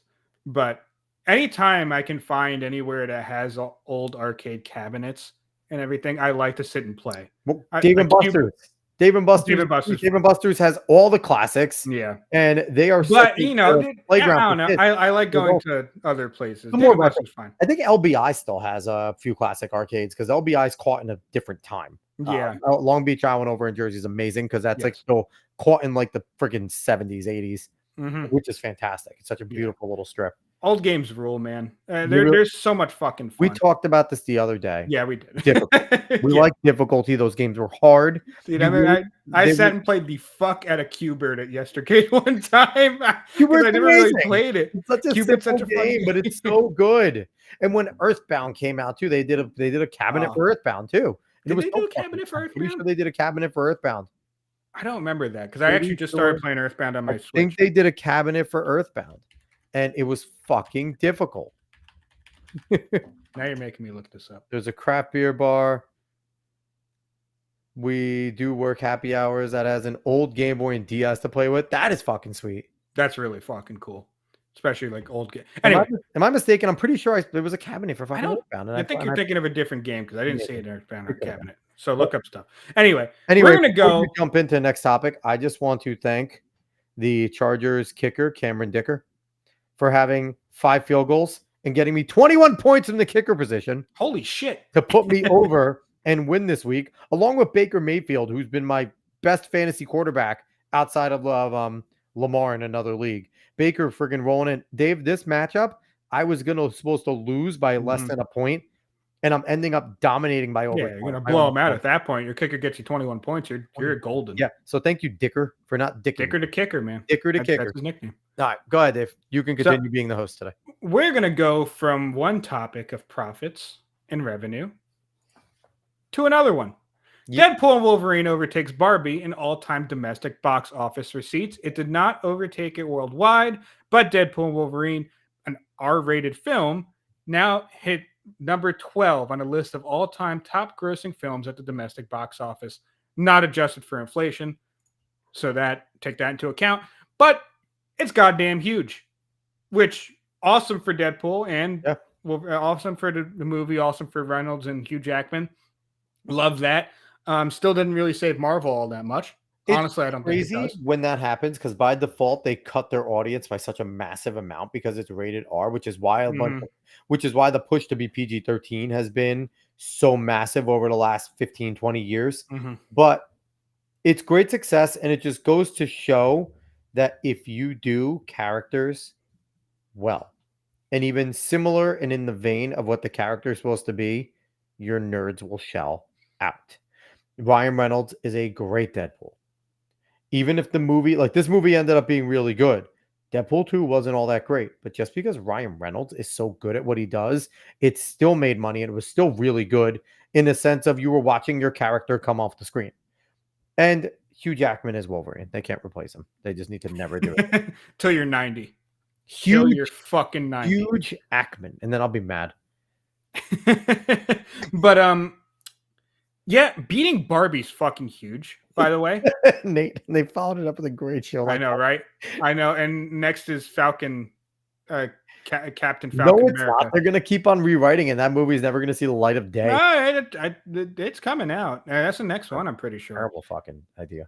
Either way, beating Barbie's fucking huge. Yeah. Because Barbie was a movie that actually catered to women by being a woman-centered movie. Which is surprising to see nowadays. And we talk about cultural things. Barbie's as much of a cultural icon movie at this point. It really is. And now, 100%. And it's going, and it will stand the test of time because I think Barbie's going to be that movie that even 5-6 years later, a woman that enjoys it or has a daughter will go back and show it to them and enjoy it together. It's going to be a movie. And the meme of Barbenheimer was fucking huge. And I helped both movies. We bought into it. Oh, yeah. It was a one of our meme. episodes. One of our episodes, Barbenheimer was the fucking poster. Oh, yeah, because it was a really fun meme. It was a good time. I actually ended up seeing both movies because I ended up just walking into the other one right after watching You one illegal fuck. Movie. Yeah. Barbie was okay, but it's not meant for me, So they don't care what I think about it. The Ken song was fucking hilarious. Really funny. Gosling was incredible as Ken. Got all of them. He was the best performance. Even Simu Liu, who's fucking a retard, was funny in that song. But he's the perfect Ken. Simu Liu's the perfect Ken. Yeah. Not much going on. But Gosling was perfect as Ken. Did he win the Oscar for that? I know he was up for it. I don't remember if he ended up winning, but it's funny because it actually pissed some people off that people loved Ken so much. You know what I like though? That the fact that Ryan Gosling was up for that Oscar. That is reminiscent of when Marissa Tomei won the Oscar for My Cousin Vinny. It was a role that wouldn't necessarily be seen as an Oscar-worthy role, but then the actor or actress does it so well that you can't deny that they were one of the best acting in that year. Yes, and the thing is he could have just done the role, but he threw his ass into that role, man. Awesome. He really fucking cared, and he wanted to make it the best acting performance he could do for that role, and he did it so goddamn well. He was the star of that movie. I have to say, I haven't liked all of Ryan Gosling's movies. I think some of them have been rather mediocre. Mhm. But I do have to say, I don't think I've ever seen him try to phone in his performance. Yeah. I've always seen him try to do as good of a job as he can. You know, you Which- could tell when certain actors phone it in. He's Which, not to phoning tie it. it back in, Ryan Reynolds and Hugh Jackman, the same thing, really. They don't They phone don't it in. phone in acting. No. They go in and they try to be the role. I will say Ryan Reynolds plays a lot more of Ryan Reynolds than he does of other roles a lot of times. Since Van Wilder, he hasn't played a different role. Exactly. But Hugh Jackman is an incredible actor, My God. actually. He's Jean Valjean. Yes, Hugh Jackman's fantastic. So I'm always happy to see him in the full suit with the mask on in the movie. It was fucking perfect. And the fact that it took this long to get it is really annoying and should say a lot to the people that make these movies. But you know it's not going to. They're No. going to make schlocky shit that doesn't actually give the fans what they want. Exactly. But at least we have Deadpool and Wolverine to give us something that we might want. I have nitpicks about the movies. Of course. About the movie. I have things I didn't like. But overall, it gave me what I wanted to see out of this type of movie. Honestly, they have a reset built in if they want it. Deadpool kills the Marvel Universe. If they just make that movie, they can quite literally reset. I'm not, and this is like half joking, half not, Mhm. because they have that in there. I don't think Ryan Reynolds wants to be Deadpool forever, right? You just do No. one fucking movie of him just absolutely, quite literally murdering everybody. And now there is your hard reset on the universe. Okay. Deadpool killed that whole universe. Let's go check out this one. They would never do it. No, they're Not with the smart not enough. with the not with the current leadership. They're not smart enough. They're retarded. That's it. They're just retards. Speaking of leadership, I thought you were going to say, speaking of retards. no, Christopher Nolan's not a retard. You No, can not like Christopher some of Nolan- his movies, but the man's not a retard. No, he's not. His next movie could be a horror film with a killer. I don't know why it says with a killer twist. Nothing in this short ass article brings up a twist. What But- the beast? Yeah. But heavy rumors are going around that Nolan's next movie is going to be a horror film, possibly a 1920s vampire film with Tom Holland and Matt Damon. And I think that's really interesting. I would like to see a Nolan horror film. There's a possibility he makes it too boring and not enough horror and or thriller, because I also think it could be a thriller with could be. Nolan style. Could be. But it's interesting. Anytime Nolan's going to take up a project, I'm going to have some interest in it. And I'm going to be like, I might MC that. You can see him having a good direction there, because if you remember Batman Begins, Scarecrow is as much of a horror villain as you're going to get. And with the way they treated his power, it had that effect that if you wanted to change that and make it, twist the eeriness up a little bit and make Scarecrow a legitimate killer, that was all the makings of like a solid horror film there, as outside of it being like a superhero bat film. Yes. So, and I think he has that ability to tap into that side of him. He has some darkness in him. You could see it just the way he plays all of his fucking movies. Yes. Could it be boring? Possibly. And this can go one of two ways. It's either going to be brilliant. And the thing is, It's horrifying. It's going to be great. I say that Or it's gonna be could too it much be dialogue. boring There's going to be too much. while dialogue. also being someone that loves Oppenheimer? Yeah, Like when I watched it, I thought it was a fan-fucking-tastic movie. just too long. Yes, but I enjoyed every minute of it. It didn't feel like it was that long, to be quite honest with you. Like I really like that movie's fucking great. It's not a movie you sit down and watch every night. It's not one of those movies. No, not one. But I have no problem watching it again because I enjoyed it that much. Now, like I said, it could be boring even as someone that enjoyed a dialogue-heavy movie like Oppenheimer. Though, it's like Oppenheimer is kind of what he wants his magnum opus to be, right? Like that is kind of where he did, and you see it with James Cameron. Avatars are his magnum opus, like Titanic was. Like, so they make these movies long intentionally. They make them long because this is I their feel like important art form being put down. Their vision that they want is there's there. a part of me that wants to do a deep dive on whether Avatar actually has any fucking cultural impact. It feels like it has none. It's visuals. Its visuals are Yes, breathtaking. but does it have any cultural impact? It's meant to be a message about conservation and human. Yeah, I get that. But I don't know. You it's don't go incredibly around forgettable. and see people like It's toting Avatar on their fucking backpack or something. Here's why it's incredibly forgettable. Because the whatever the fuck their names are, what were they? The Ubi2, whatever they were. I forget the name of the main characters. But because they're not marketable. They're weird looking. They're fucking weird looking. They are oblong. They're blue as shit. Like those Navi. characters. What? The Navi. Navi. They're not very marketable. No kid wants to walk around with a fucking Navi, right? Like no one wants that on them. If they were more marketable, then they would have been fine. Star Wars. Ewoks are fucking adorable. People don't Yeah, but hate the Ewoks weren't the thing that were like they were marketable in some ways. But they're Chewie's marketable. Chewie's massive. Chewie is very marketable. But the whole Navi aesthetic of aren't Star Wars is fucking marketable. You can't really bring Star Wars into this conversation. But here's the thing. You take the aesthetic, the story, the breathtaking visuals. I will give Avatar that. It is. I've actually never watched Avatar or Avatar 2. They are gorgeous movies. James Cameron did a fantastic job with the visuals. They're beautiful. If the Navi weren't so fucking weird looking, it would be a bigger thing because then you would see it more. People would want a Navi something. Nobody wants that weird looking fucking thing on them. They're weird. They're ugly. Aren't they human like though? Here, I'll pull up a Navi. Isn't there like I just don't understand how it can have no impact anywhere. You would think you'd see like massive amounts of fucking porn of it somewhere. Because like here's the thing. Either they it's need the internet. You would think you'd see something like that. Yes and no, because they're just like I just don't get it, man. It feels like it's some kind of fucking parasite that jumps into our collective consciousness at some point, raises billions of dollars, and jumps right the fuck out. It's weird. I truly believe it's because they are not marketable, Dave. They're fucking weird looking things. Look at these things. You don't want this. Like, this is a touched up one. If they look like this, everyone wants to fuck that, okay? But look, I get it. No, I get what you're saying, but like dragon dildos are in high demand, man. This is not that big of a barrier for people to fucking pass. It isn't. You know, I guess yes and no. They wanted to make it humanoid, but not. And here's the thing. You need to want kids and teenagers to have this around. No teenager is putting whatever the fuck here. Let me share this tab. No teenager's putting this on their shirt or wants that around them.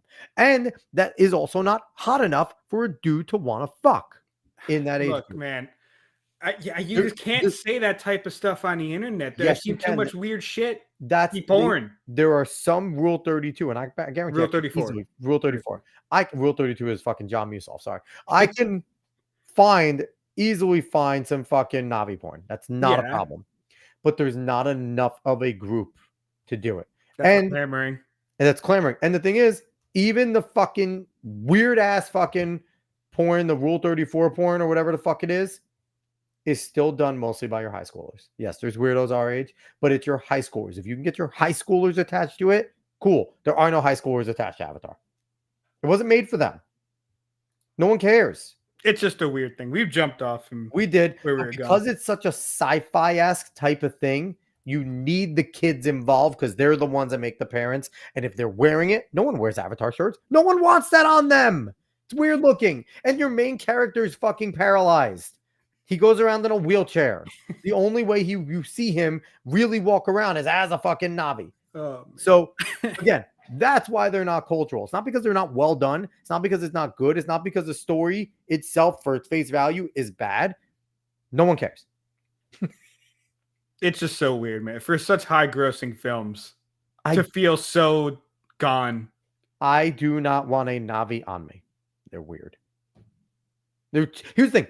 They are too human, but not human. They are Dave, was that chick not off-putting? They're off-putting looking. Yes. They're too close to being human while not being human. You either need to go fully non-human, and then they could be like, fully non-human, hot non-human type of thing. Like, look at fucking Ahsoka. Rosario Dawson. She is fucking smoking hot as Ahsoka. Because Ahsoka's not human. Human-esque, humanoid, not human. Right? Or you just go full human. The in-between things works in a story, fucking weird. No one wants to fuck it, and that's the problem. I've seen some degenerate shit. Like, I get the But argument, it is a small pocket of degenerate shit. Is not it's not enough. We're gonna to push move the needle. to not degenerate shit. It could be, Enough. depending on how it's done. All the princesses are getting fucking Rule 34. You kidding me? But there's a Prince Charming movie in the works from Disney, from the Wonka director Paul King. There's not much to There's it. not much to be said. This is gonna Yeah, be it's a rumor.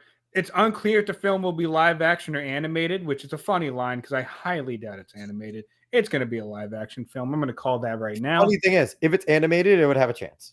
Yes. Yeah. Because you could do more, and it could be a better story. And I also think whether or not you subscribe to the obvious idea that Disney is being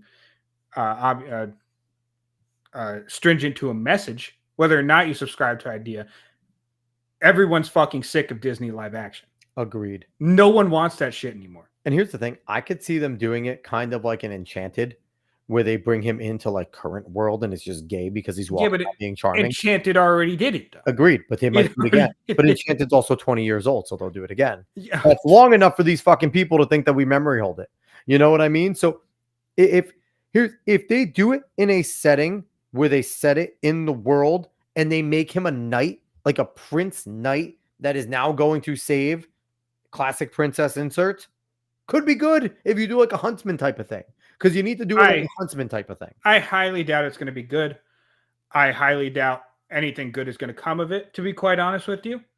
Just like Nate says, they'll probably write it woke as fuck. He'll actually get fucked by his horse in one of the scenes. I hope not. That's awful. I don't even think that's woke. That's just disgusting. But hey, we watched Leo get fucked by a bear. The Revenant.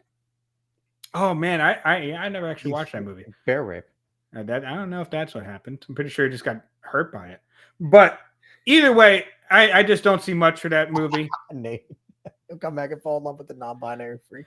Well, no, he'll be the one telling someone that they've had an agency this whole time and that they've been amazing this whole time. Will he even be white? Yes, but he might also be like partly bad guy as well. It'll be fucking Michael Jai White. It's the fucking Prince Charming or Michael B. Jordan. Yeah, either way, it's just another announcement from Disney that's most likely going to be live action that no one fucking asked for, and it's just not going to be helpful to them. I don't get this shit. I don't know why they're doing this. Prince Charming isn't a main character. No one cares about that. The most I cared about Prince Charming was when he was in Shrek, but that's because it was fucking Shrek, and that was fun. Shrek's amazing. Shrek 2, technically, but still, Prince Charming is a fucking cardboard bread character. Cardboard bread, but it's a cardboard character. Not to me. Bread. Yeah, I was thinking breadstick and cardboard. Either way, he's stale.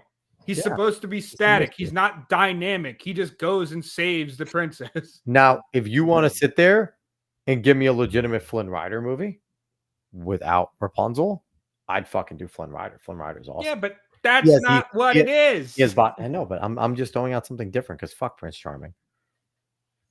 That bread stale stick guy. Yeah, bread stale stick. Either bread stale stick catfishing motherfucker. He's something, man. He exists. He exists. Well, here's a guy who wants to be Prince Charming. Oh my this God. Is what you wanted to bring up. I didn't read this article. What happened in this fucking thing? So scroll down. So this guy got a treatment where he replaced all of his plasma, and I forget what they fucking called it. Scroll through it, Dave. Oh well, as total plasma exchange to remove unnatural pollutants from his body. He spends an estimated $2 million a year on anti-aging. Yeah, it's all nonstop. So albumin is what he replaces with, a natural protein-based substance that helps the growth and repair of tissue. Procedure experts have likened to human oil change, which is fucking weird. Who call it that? We don't have to go into the weeds. I just kind of wanted to talk about how fucking weird this is. Yeah, I've seen stuff from this guy before about his anti-aging thing. There's also a tweet that's been going around recently about him, I believe because of like this article and this picture, where someone said it's going to be funny when he gets hit by a car when he's 50 and dies from that. But that's awesome. Yeah, I mean, he has the money, tech entrepreneur. So he's doing some weird shit.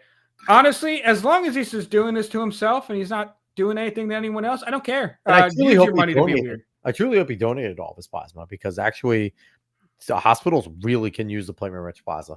It's important for some transfusions and stuff. So hope he Yeah, I don't donated like it all. Yeah, but yeah, as We didn't need to go too far into it. I just thought it was. Here's the difference. Elon Musk get to Mars, move our space program further, and it's been moved in 60 years. And electric cars, solar panels, all the fucking cool shit that he's doing. Starlink. Other guy being a selfish prick trying to stay being 18. Again, they both have fuck you money. It's okay. He could do it. He can do it. There's nothing wrong with it. But which one gets the criticism and which one gets the article that's like, oh, he's just trying to stay young. To be fair, the other guy does get a lot of criticism as well. But yeah, no, I get what you're saying. but it's more fun to watch it happen, to be quite honest. And the thing is, too, it's like there's obviously different levels. A billionaire, right? It really is. Like Donald Trump is a barely billionaire. That's what they call him. He's under $10 million to under 10 billion. Elon Musk is like 248 billion. So there's a huge difference in what you can and can't do. And I think people think it's crazy. Billionaire is different. I don't know. Why wouldn't you have an army of blood boys? He probably has done that. He might have one. He probably has done the adrenochrome. They're not going to write an article on that though. He might, if he has one, he won't. Because then he gets killed for letting it out that they're doing it. Yeah. One day we're going to see a video of him like sucking on the vein, like a fucking 5-year-old. To be like, you monster. So we're going to move on from that. I'm going to pull this up. Oh boy. I want you to tell me the difference between these two pictures.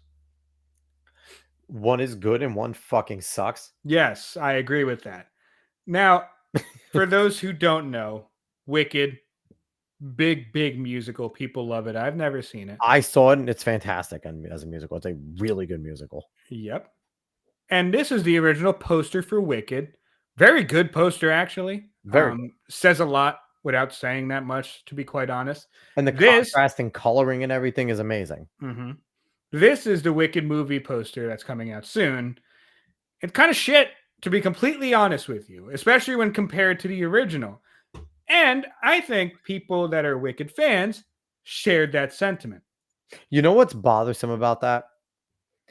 And what's bothersome about a lot of movie posters now? They can't even be bothered to be in the same place. That was obviously they both took still pictures and they fucking edited it together. Yes. And there's lazy to be said when it's fake. Yep. It's fucking terrible because you take away all the value of what that picture was on the right with Galinda coming and being very close to I forget her name is E. It starts with an E. Forget her fucking name. But like they're not. If you know the play, they're not enemies. They're not. There's things that go on, and you understand why what happens. But it's not as if they're enemies to begin with. And in that other picture, it's so fucking impersonal. There's nothing intimate about their relationship. I'll bring it back. There's nothing intimate about their relationship. You could see that what the first one portrays is there's a closeness there where the good witch is trying to say something, and the other one is kind of showing her dark side. Coy smile. A little bit of like a hint of a dark side there, right? The hair is a little unkept and things like that. Where the other one, Ariana Grande, the eye kind of being closed and looking in, the hand not even actually covering. You don't even know what she's doing, if she's whispering or not. And then whatever the fuck that other bitch's name is, Cynthia Erivo, just looking unamused. Just not even, there's no emotion. Straight at the camera, too. No emotion on her face at all. Her lips don't pop like right here. A little distressed, maybe. Yeah, the choice of makeup was bad. Like, so it's like you take a poster that you're trying to do. If you're going to do a classic playbill poster, you fucking do the playbill poster. Yes. So I'm sorry. Go ahead. That was my rant. No, that's fine because there's just a lot of elements that make this good and make this bad. Yes. And you could just see by comparing and contrasting, they've actually made it really easy to see why this sucks and why this is good. And you could point out so many fucking things. But I'm happy you did that. Didn't know you were going to. That's why I Well, pulled which it is away. No, it's annoying. fine. Which is annoying too with this too, because I don't know how Cindy Arrivo sings. It didn't sound great in the trailer. Mm-hmm. Ariana Grande's talented. I don't Mhm. like all of her music, but the chick can sing. And if she gets wasted in, because she, for all intents and purposes, she was an actress already. She did things on Disney Channel. It's not like she can't act. She doesn't know how to Mhm. take direction. She does. For all intents and purposes, this should be her wheelhouse. And if she gets burned from never doing a musical again because this was so fucking bad, that would kind of annoy me, because she's the type of person, I like musicals. I always have. I like Broadway. She's somebody that we should see doing musicals occasionally and enjoying them and liking them, because she does have talent. It would bother me if we get robbed because they're so fucking stupid. So go ahead. Sorry about that. Well, the other actress is doing her best to make people not want to go see her. Pulling a Rachel Ziegler.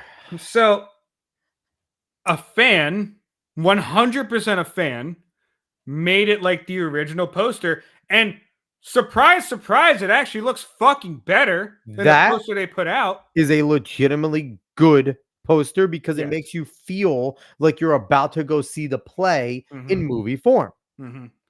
But Cynthia Erivo decided that she didn't like this, and for some reason wanted to get press on her, put this on Instagram, and said, and I quote, "This is the wildest, most offensive thing I have seen, equal to that awful AI of us fighting," which is funny if you saw that, No. equal to people posing the question, "Is your pussy green?" which is a long time meme from Wicked. It is very much Long a time long meme. time meme, which she obviously never saw or doesn't get. Yes. None of this is funny. None of it is cute. It degrades me. It degrades us. The original poster is an illustration in all caps.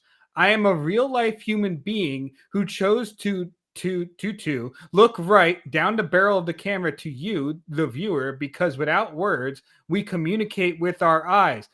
Our poster is an homage, not an imitation. To edit my face and hide my eyes is to erase me, and that is just deeply hurtful. There is so much wrong with what she just fucking said there, and to not understand the illustration and the things and the messages from that illustration that you're supposed to get, and to just completely disregard that when saying that people are trying to erase you is fucking insanity. You could tell this bitch isn't actually creative. She's not fucking creative. She somehow got this actress, because you cannot tell me you're a creative person and have this kind of response. You can't. There's no fucking justification for it. This is what happens when petulant children get social media and get some fame. She is a petulant child. She is me, me, me, me, me, me, me, me, me, me, me. Not what's best for the movie. What's best for me? You took out my eyes. You took out my ability. It's me. She doesn't care if Wicked succeeds. She cares if she gets her moment. She does not care about the project. She is selfish because she doesn't care about the fans. Yep. One bit. Because if she did, what you would say is, this is a really cool version. I understand you wanted to go back to the beginning. Let me bring you into what our thought process was for that poster that we put out. I wanted, and the thing is, saying we make expression with our eyes and things like that, I actually don't care about that, because it is true. But her eyes were lifeless, number one. Well, the thing is, it's a true statement. But why didn't you put the thought of that statement into why they don't have the eyes on the poster? Because you're not supposed to know. The smile tells you what she's supposed to be thinking, and you're not entirely certain. And she's not smiling in the other poster, and her eyes are lifeless in the other poster. It's not even like we're getting emotion from her. So, again, like everything else, there's better ways to approach things. Okay. If you don't like the meme about "is your pussy green," come out and say it. Just be like, "Hey, that I get it. It was listen, show that you understand, right? Like, show that you understand. Like, I understand that this has been a prominent thing, but not for me. Whatever. We might make fun of you. But to come out and be like, my eyes, I'm degraded. No one fucking Embracing me as degraded a you. human being. Get the Nobody fuck out. degraded you. A fan took it upon themselves to make it like the work of art that they enjoyed, which, again, like you said, Dave, you as a creative should praise it and should be like, hey, this is dope. Here's why we didn't do it that way, but we appreciate you being a fan and wanting to make it your own.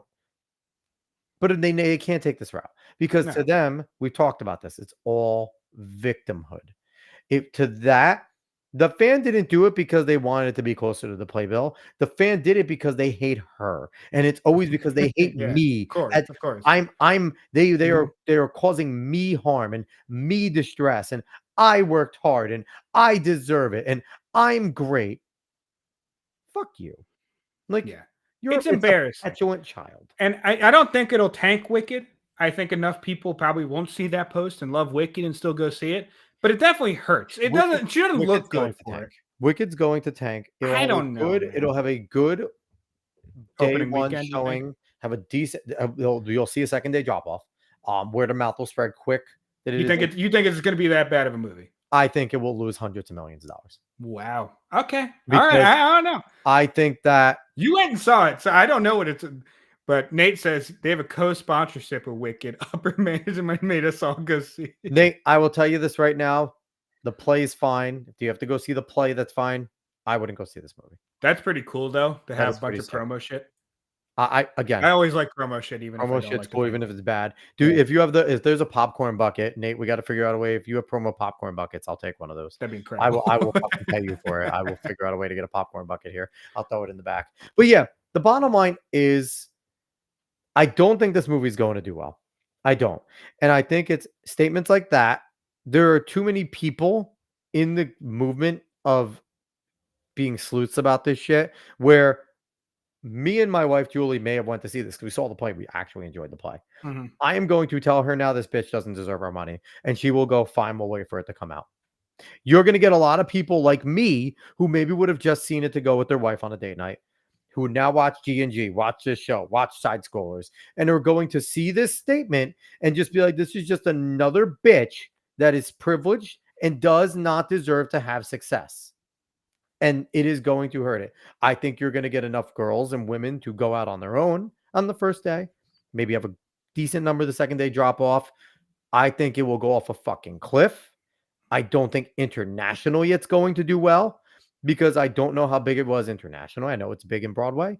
Don't know how big it was internationally because I don't know how many people give a fuck about Wizard of Oz outside of us. I am interested now, though. Now I'm going to have to watch the numbers because you said that. I want to see it for predictions. I'll just pay attention to Odin because Odin's going to be on top of fucking all of it. Yes, yeah, he'll put out his tweets. Yeah. OMB will put out his everything, but I don't think it's going to do well. I think there's enough people now in this group that are sitting there, and if she just kept her fucking mouth shut, then even people that thought it was more people would give it a try. And then it would take a little bit. And even so, here's the thing: even if the movie's decent now, it's gonna hurt because of her. It could be a decent movie. It could be a decent rendition. Ariana Grande could put on a great fucking performance and blow you away as Galinda, which I think she's going to nail her part because she's such a good singer. She has talent. And here's the thing. I'm saying this as just from a talent standpoint. I don't think she's a good musician. I think her music's kind of shit because she kind of sounds like she inhales all the time.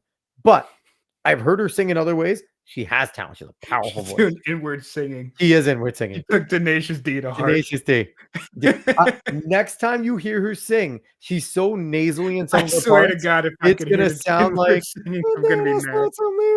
I don't listen to it. Never fucking stop it, and I'm always fucking singing. Holy shit. But overall, I do think she has talent. I think she's going to carry the role well. I have no idea if this Cynthia chick could sing. The trailer's any indication. She's going to pull it down the whole fucking time. But I just think this is going to hurt it. And I think we're going to see it fall off a cliff. Interesting. I wonder, do we know what its budget is yet? I don't know. I'm probably not. Let's see. Wicked. Also, Nate says only liquor stuff, so no popcorn bucket for you. He works for a company called Pernod Ricard. They make Jameson, Absolute, Kahlua, and Malibu. That's pretty. That's sweet. interesting. Its budget's actually not terrible. 145 million for a movie of that. Not bad for a movie nowadays. Actually, for a movie of that scale. So you're looking that it needs to make 300 to 400 million. I don't know. I don't know if it makes 145 back. I think it's that's fucking drastic. I think it's going to get killed. Really? I think if Holy, it's not, that's a if it's big statement. if it's Big good, statement. if it's good, it could get to maybe break even.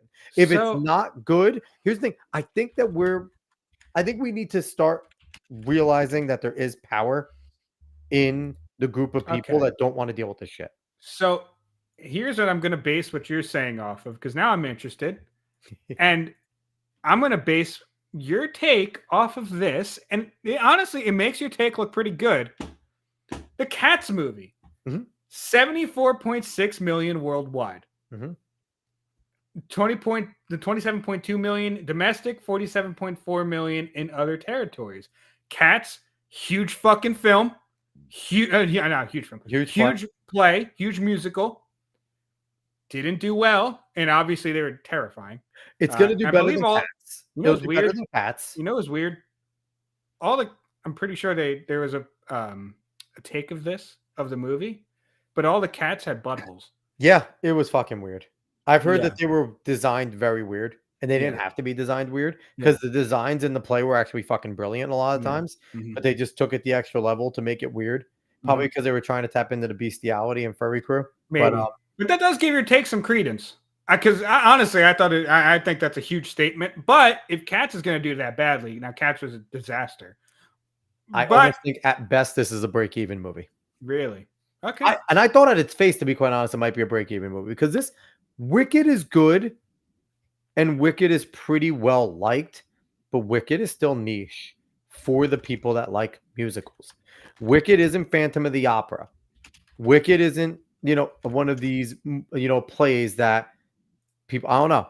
I don't put it up there with some of it's a classic, but you'll have to like musicals that give a fuck about any of these individuals. Yeah, I just looked up. Really like Wizard of Oz. I just looked up Les Mis, 442.8 million worldwide. Now I only had a budget of 61 million. So I mean, you're tracking. It's tracking around kind of what you're saying. If you adjust for inflation, Les Mis is probably closer to a half a bill, if not a little bit more, 600. Yeah. Because that's now 8 years old. Yeah, 2012, 12 years old. Holy fuck! So you adjust for inflation, you're probably looking at 600 mil overall for Les Mis. So that's the high bar because that's arguably one of the best musicals. Mamma Mia was pretty well liked. Mamma Mia probably made close to 400, 500 million. And those are good, really fucking good ones.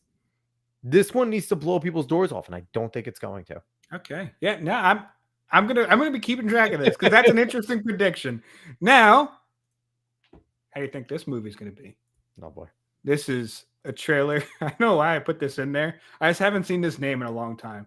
Wallace and Gromit, Vengeance Most Foul. Oh, that sounds amazing. I already on Netflix. I hope we don't get killed for this. I'm gonna be pausing. Listen, I don't care. We don't make money anyway.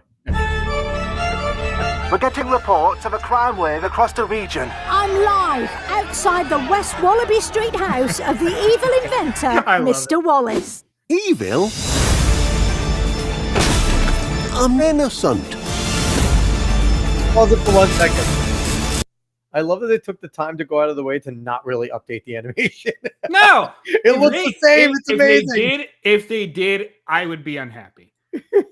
Like there's things they probably did update, but you keep the designs, you keep it looking like you used to, because that's the type of thing that makes me want to go see it, or it makes me want to sit down and see it. It's Netflix.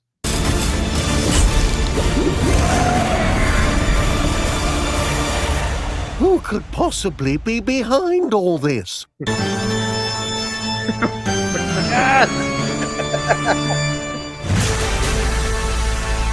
This makes me want to go back and watch Wallace and Gromit because I haven't seen it in so long. You love Wallace and Gromit. You also love Chicken Run, which is from the same fucking type of vein. Yes, yeah, I think it's from the same. Good. I think it's the same creator. And Chicken Run, I think, had a recent sequel. Did it really? On Netflix, I'm pretty sure. Wow. But this makes me want to go back and watch Wallace and Gromit. This may make more money than fucking Wicked. Netflix, man, it might.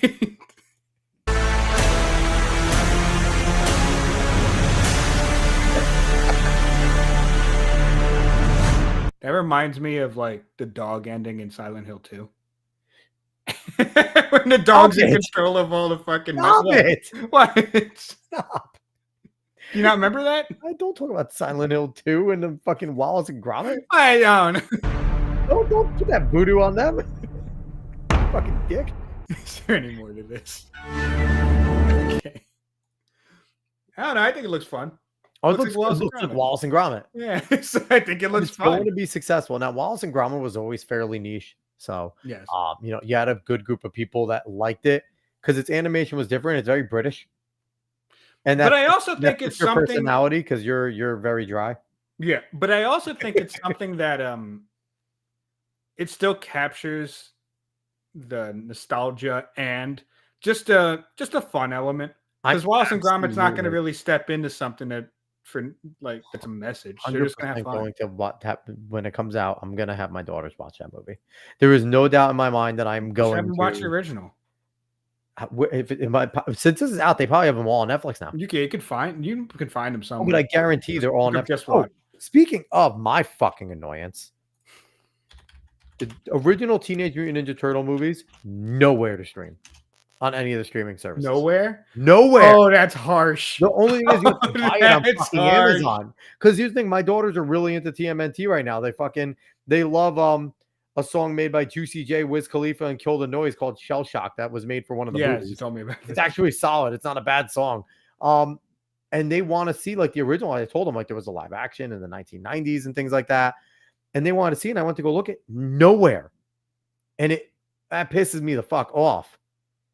But well, yeah, no, I think it'll do well. I look forward to Wallace and Gromit. I will definitely sit down and watch it. And yeah, I'm gonna look and see now if the original Wallace and Gromit and Chicken Run are on Netflix or something. Yeah, Curse of the Were Rabbit's on Netflix. Nice. So yes, I just looked it up, and like I said, I believe there was a sequel to Chicken Run on Netflix. So they probably Chicken what? Yeah, it's on Netflix. Oh, and the sequel's there too. I think it's a Netflix original. That's awesome. Last year, 2023, on Netflix. Wow. Yep. Dawn of the Nugget. It sounds awesome. Interesting title. Yeah.